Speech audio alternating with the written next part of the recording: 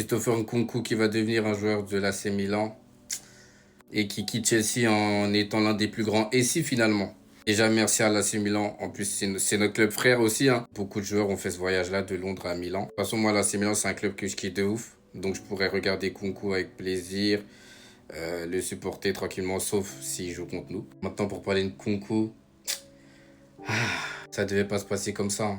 Il était venu en méchant. Il était venu en boss du projet, clairement. Et ça avait bien commencé avec cette pré-saison 2023.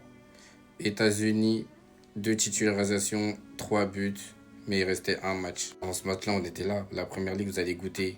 Mais il a fallu ce match contre Dortmund. C'est sûr qu'il lui a fait manquer une bonne partie de la saison. Après ça, on a acheté Palmer. Donc voilà, on ne peut pas dire que c'est un mal pour un bien, mais presque. Sans ça, je pense pas qu'on l'achète. Même, je pense qu'il y a même la blessure de Chukwuemeka aussi. Il est revenu en fin de saison. Bon, il fait une bonne fin de saison, mais le coach qui lui a accordé toute sa confiance, Pochettino, part.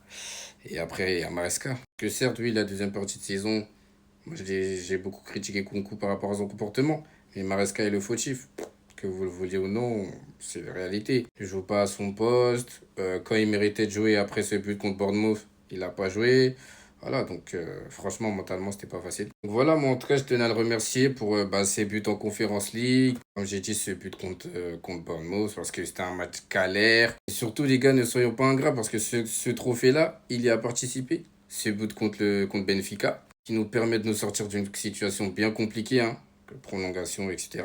Voilà, il part du club au moins en ayant participé à la conquête de trophées. Donc merci à lui. Merci à lui. Je souhaite que de la réussite parce qu'on sait que c'est un très très bon joueur et j'espère qu'il va tomber sur un coach qui mettra ses qualités en valeur. Il regagne du temps de jeu, le plaisir de jouer et qui performe parce qu'il y a quand même la Coupe du Monde 2026 et là il est en retard.